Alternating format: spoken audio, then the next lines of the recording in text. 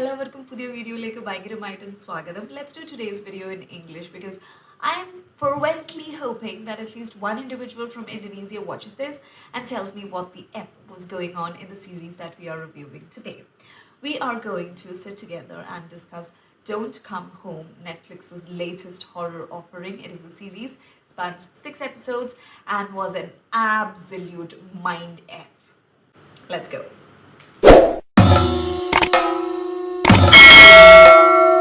As always, I'll begin by giving you a one-liner review because if you're just looking for that one push to start streaming it, my answer is that yes, you must absolutely watch this episode, this series.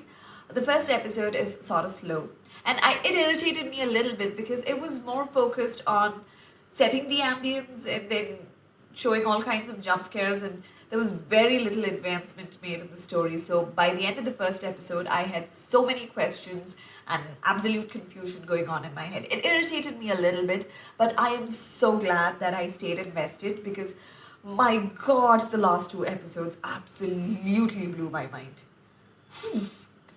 Please go ahead and watch it. You may have to watch it in like multiple sittings because yes, it is quite slow. So it's got 6 episodes. Maybe watch it like 2 per day so that you can cover the whole thing. You need to watch the last 2 episodes together, but apart from that, you're good. Before we begin, I need to inform you that this story touches upon topics like domestic abuse, children disappearing, falling from heights, gun violence, etc. So if these are triggers for you, please engage in self-care. For whatever reason you're not interested in watching the series, or maybe you like the idea of it but you've got neither the time nor the inclination, no judgments. I don't judge people who are scared to watch horror movies. You can sit down with a drink. I'm going to tell this to you like a bedtime story. Okay, let's go. This series has 2 different stories. One that happens in 1992, one that happens in 2024. I will start with the one that's happening in 2024. We see a lady, Wari, trying to flee with her young daughter, Min, in a car in the middle of the night from Bangkok to a cliched, in the middle of the forest, abandoned house.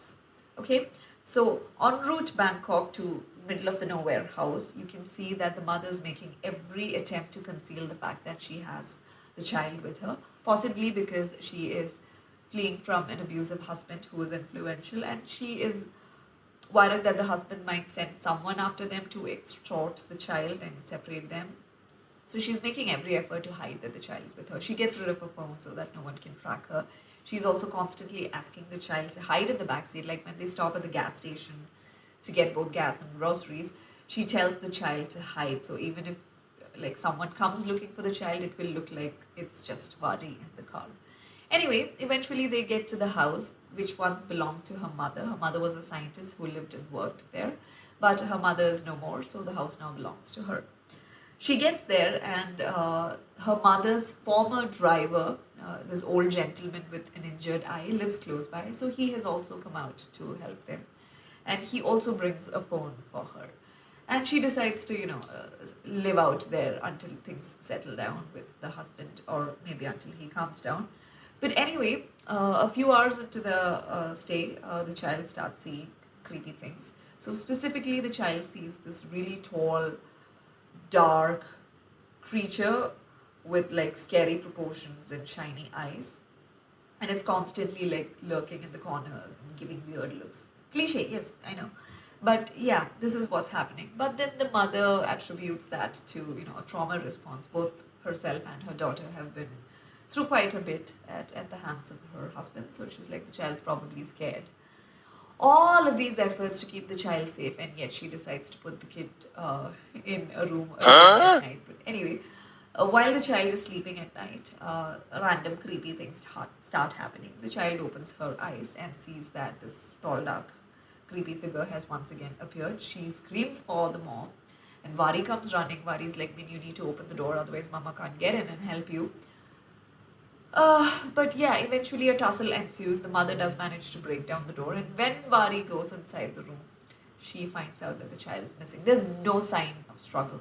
There's no forced entry. Windows are not broken. The child is just missing. It's like the child disappeared into thin air.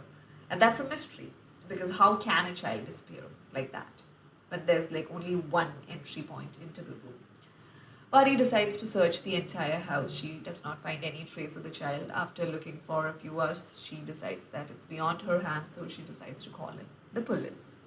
Police arrive on scene and start taking in all the evidence, but there isn't much evidence because remember they just came here a few hours ago. But they do a thorough search of the property. They look in every nook and corner and they cannot see any sign of the child. They call out to her, they even search the nearby forest, but no, the child's missing.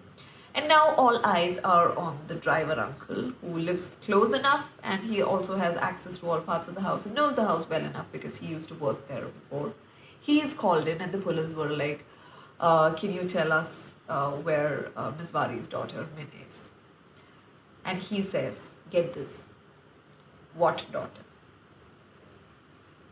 Apparently, the driver says that Vari came there alone and no child was found with her when he got to the house. And he spent a few hours in the house and then still saw no signs of any child with her.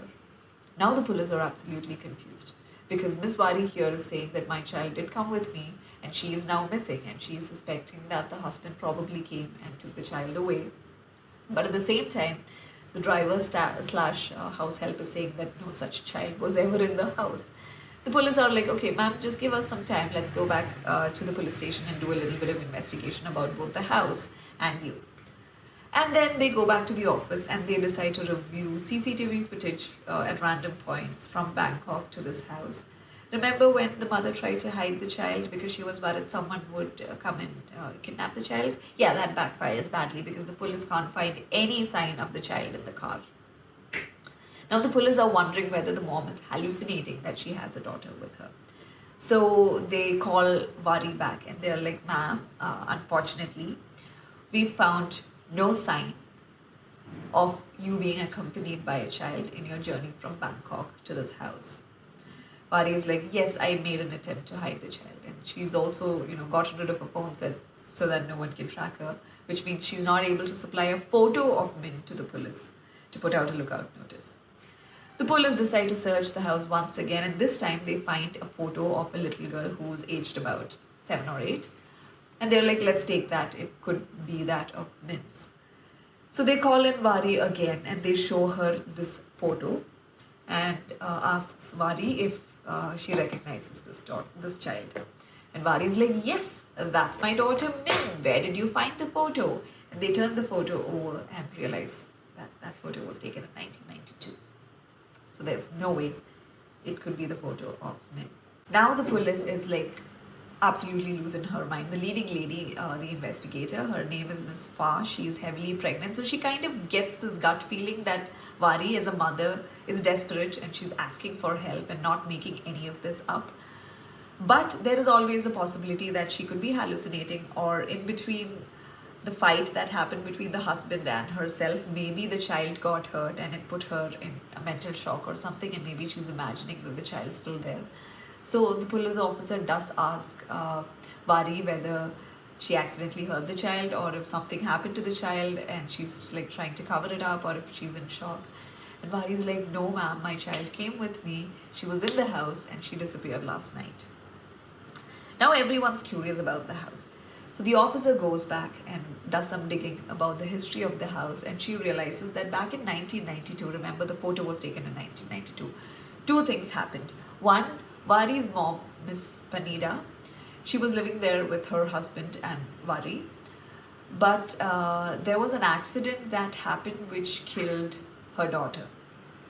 And there was one other thing that happened, which was that an armed intruder came into the house in the middle of the night and tried to like attack everyone, and also like stabs the driver with a shard of glass. Remember how the gentleman has an injured eye? Yeah, that happened from this lady lunatic coming and attacking them with a gun and a shard of glass or whatever. But after that incident, Mrs. Panida takes Vari and moves out of the house, and she never returns. She goes and settles in Bangkok where Vari was raised, and from there is where she drove back here now. So they go through the evidence box and they find that there was a gun in it, which was supposedly the gun that the lunatic used to threaten everyone in 1992. And they decided to do a background check on the gun and all the evidence material in the box. And it turns out that the gun that was in the evidence box from 1992 was registered in 2006 to a man who was now 35 years old. There's no way that in 1992 this particular owner was old enough to own a gun. What's even worse is that this type of gun was not even manufactured until the 2000s. How did that get there? And the lady officers immediately thinking maybe someone tampered with the evidence. So she decides to run further checks and realizes that that gun is in Vari's husband's name. And that guy is like a colonel with he's like a high-ranking official. Nobody messes with him. How did his gun end up in the evidence box from 1992? And it's all like dusty and everything. It doesn't look like it's been tampered with. Investigation continues. There's like more and more shit happening. They also get some photos of the lunatic who apparently had broken into the house and attacked everyone. But she didn't survive that night. She falls from the stairs, not from the stairs, from like the balcony. She dies on the spot. But then because of like the gigantic struggle that they were ensued in, her face was sort of disfigured. So they were not able to identify who that lady was. So this is all the information they have from 1992. 3 days on, there's still no sign of Min. Vari is slowly starting to lose her mind. Every night she goes around the house and tries to look for her daughter.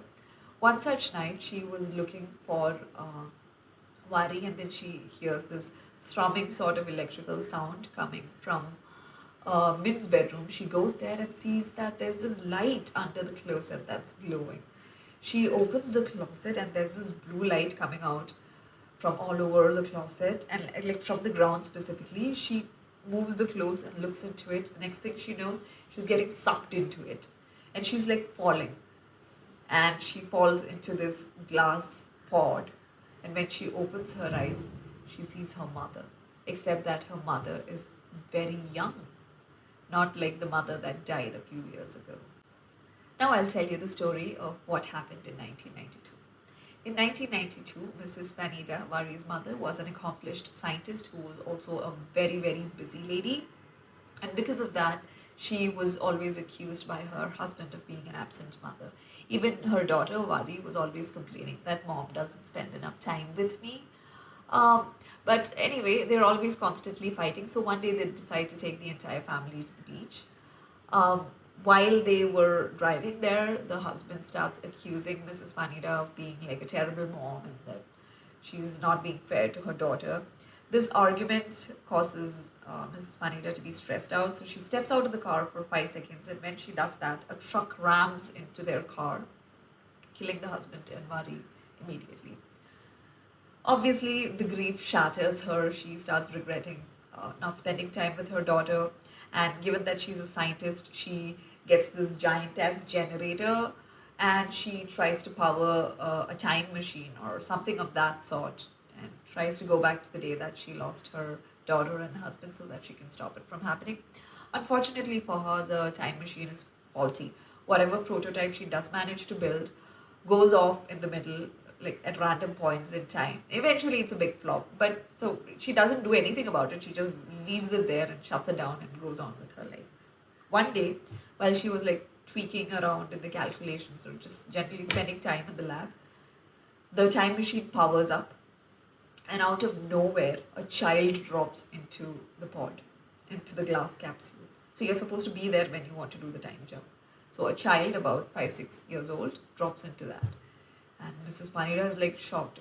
The child comes out asking for the mom. She's like, I need to find my mom. I live in this house, but I don't know how I ended up here. My mom is upstairs. I must go look for her. The child goes around the house and the mom is apparently not found.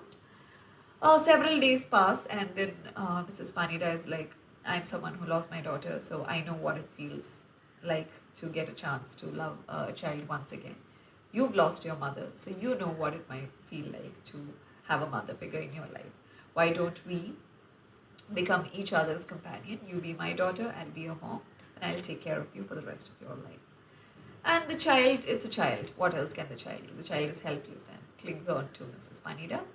Mrs. Panida decides to call her Vari in memory of her lost daughter and says they are going to raise her.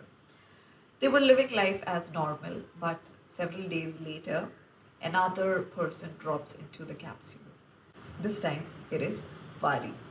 Vari comes out and says that, so when Vari falls, the first thing she sees is her mother's younger version. And Vari's like, Mom, it's me. Why have you locked me up in this? And how are you still alive? And even more importantly, how are you young? You died 2 years ago. And unfortunately, Mrs. Panida obviously does not know the future version of her daughter. And Mrs. Panida is like, I don't know who you are, lady. You're definitely not my daughter because my daughter, 1 is dead, 2 was like very young. You get what was happening? So in the aftermath of what happened in 1992, when the child fell through the pod, Mrs. Panida decides to raise that child as her own, not realizing that the child that fell into the capsule is Min, Vari's daughter. This child, that Min, who now is renamed Vari and raised by Mrs. Panida, is who grows up and becomes the Vari that comes back to this house. The 2024 version of Vari, who came in, who fell into the capsule and saw her young mother, is the lunatic who tries to go around killing everyone. She was doing it because she saw a glimpse of Min and she wanted to take Min back with her. But Miss Panida and Vari fight, and when they fight, she gets pushed down the balcony and gets killed. 2024 Vari is killed. 2024 Min is now adopted by Mrs. Panida as her daughter and raised as Min. Time progresses. After this incident, they leave the house. When Vari is killed there, she leaves the house with Min, who is now renamed Vari. They go to Bangkok and settle there. Eventually, as years pass and she starts looking more and more like Vari, Mrs. Panida realizes that she did in fact kill her daughter. And the only advice she gives Vari as she is dying, Min/Vari, is that you should not come home. Whatever happens, don't come home, because my version or my younger version is going to kill you there. But obviously she doesn't listen because she goes back to the house. All of this happens once again. But yeah, this is the story. It's a lot better when you watch it. I am a horrible storyteller. But anyway, if you've got some time, go watch it. If not, I hope the story was good to listen to. I'm a horrible storyteller. I hope I didn't confuse the F out of your mind. As always, don't forget to like, share and subscribe. This is Ambali.